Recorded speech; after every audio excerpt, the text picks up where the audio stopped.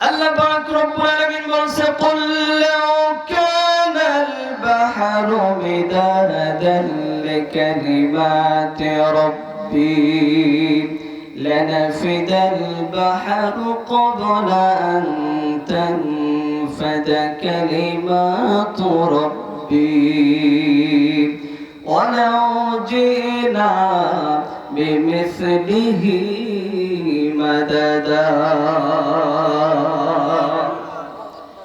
আল্লাহ পাক রব্বুল আলামিন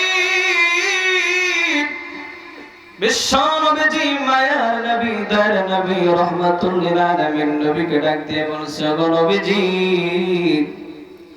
আপনি সমগ্র পৃথিবীর মানুষদেরকে জানায়া দেন কুল্লাউ কানাল বাহর, এই দুনিয়ার জমিনে যতগুলো খাল বিল হাওর বাওর নদী নালা পুষ্করিণীগুলো রয়েছে, সবগুলোর পানিগুলোকে যদি একত্রিত করা হয় আর এই পানিগুলোকে যদি কালিতে পরিণত করা হয়, আর এই দুনিয়ার জমিনে যতগুলো গাছ গাছালি তরুলতা যা কিছু রয়েছে সবগুলোর কাঠগুলোকে লাকড়িগুলোকে যদি একত্রিত করা হয়, আর ওই কাঠগুলোকে লাকড়িগুলোকে একত্রিত করার পরে যদি ওই লাকড়িগুলোকে কলমে পরিণত করা হয়, ওই লাকড়ি জাতীয় কলম আর পানি জাতীয় কালি দিয়ে যদি আমি আল্লাহর প্রশংসা লেখা শুরু করা হয়, আমি আল্লাহর প্রশংসা, আমি আল্লাহর নিয়ামতের শুকরিয়া লিখতে লিখতে দুনিয়ার পানি জাতীয় কালি আর কাঠ জাতীয় কলম শেষ হয়ে যাবে,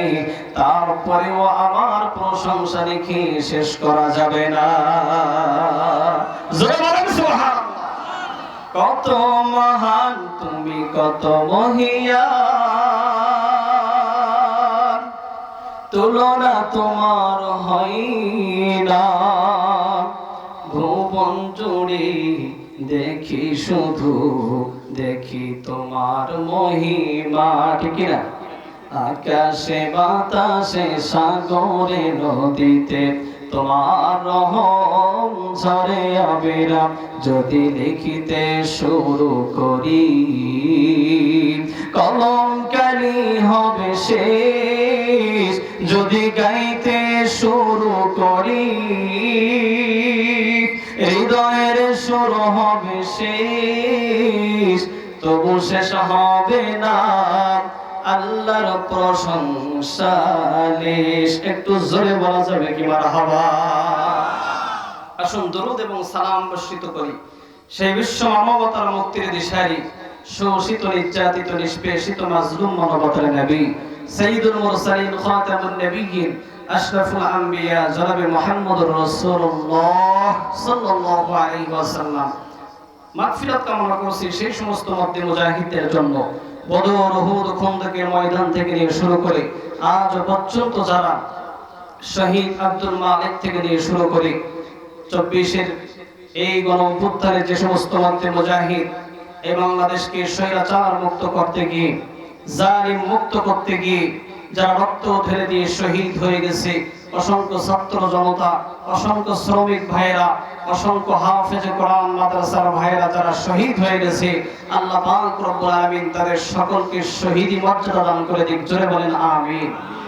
প্রিয় ভাইরা আমার, দীর্ঘ বছর পরে আপনারা কোরআনের ময়দানে, হয়তো আকাশের অবস্থা খারাপ হতে পারে কিন্তু আপনাদের মনের অবস্থা কিন্তু ভালো, ঠিক না বলেন?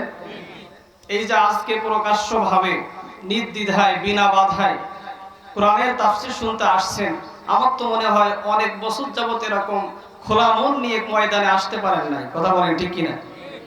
আমি শুনেছি এই মাদ্রাসায় এই ময়দানে নাকি মাহফিল অনেকবার বন্ধ করে দেওয়া হয়েছে, ঠিক না বলেন? প্রিয় ভাইরা আমার, আজকে সেই স্বৈরাচার মুক্ত করে মুনাফিকদের হাত থেকে আল্লাহ তাআলা রক্ষা করে আপনাকে আমাকে এই যে কোরআনের ময়দানে নিয়ে আসছে, এজন্য আপনারা সবাই কম খুশি নাকি বেশি? প্রিয় ভাইরা আমার, আসলে দীর্ঘ 16 বছর দেশের মানুষ যে জগদ্দল এক পাথর মানুষের পিঠের উপরে বসেছিল, এদেশের মানুষ কিন্তু কেউ কখনো কল্পনা করেনি যে এত দ্রুত স্বৈরাচার মুক্ত আমরা হব, কথা বলেন ঠিক কি না? আমি যে মসজিদে নামাজ পড়াই, ওই মসজিদের একজন মুসল্লি তার একটা নাতিকে বলেছিল যে আমি যদি মারা যাই আর মারা যাওয়ার পরে যদি কখনো স্বৈরাচার শেখ হাসিনা মৃত্যুবরণ করে তাহলে আমার কবরের পাশে কি একটু বলে আসিস। তাহলে চিন্তা করে দেখেন তার মনের মধ্যে যে কি একটা ভয় ছিল যে জালিম স্বৈরাচার সরকার 41 সাল পর্যন্ত ক্ষমতায় থাকার জন্য টার্গেট দিয়েছিল। কথা বলেন ঠিক কি না প্রিয় ভাইরা আমার? কিন্তু এত দ্রুত তাকে এদেশ থেকে বিতাড়িত করেছেন কি? জোরে বলেন কি? প্রিয় ভাইরা আমার, আজকে বিকাল বেলা চিন্তা করতেছিলাম যে দীর্ঘ 16 বছর ধরে আলেম মুক্ত করতে চেয়েছিল বাংলাদেশ। কথা বলেন ঠিক কি না? মসজিদ মাদ্রাসা তার চোখের কাটা ছিল। কোরআনের হক কথা বললে তাদেরকে জেলখানার মধ্যে বন্দী করা হতো। ইসলামী আন্দোলনের কর্মীদেরকে জেল, জুলুম, হামলা, মামলা আর ফাঁসির কাস্টে ঝোলানো হতো। কথা বলেন ঠিক কি না? প্রিয় ভাইরা আমার, এমন কি আপনারা হয়তো অনেকেই জানেন, আবার অনেকেই খোঁজ রাখেন না, এদেশ থেকে আল্লাহর কোরআনকে নিষিদ্ধ করতে চেয়েছিল। কথা বলেন ঠিক কি না?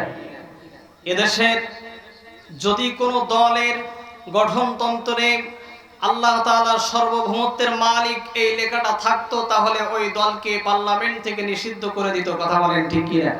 প্রিয় ভাইরা আমার, বলেন তো আজকে দীর্ঘ 16 বছর ধরে আলেমদেরকে জেল, জুলুম, হামলা, মামলা দিয়েছে, তারপরে রাজাকার বলেছে, মৌলবাদ বলেছে। এদেশের অসংখ্য ওলামায়ে কেরাম তারা জীবন দিয়েছে, ফাঁসির কাস্টে ঝুলেছে। তারপরেও বলেন তো রাজাকার হওয়ার পরেও কেউ কি পাকিস্তানে গেছে? জোরে বলেন গেছে? আলেমদেরকে কি বলা হতো? আল্লামা সাইদিকে বলা হতো পাকিস্তানি রাজাকার। কথা বলেন ঠিক কিনা? যেটা সত্য কথা সেটা জোরে আওয়াজ দিবেন। আমি মিথ্যা কথা বললে কথা বলার দরকার নেই। আপনারা নারাজ হচ্ছেন নাকি?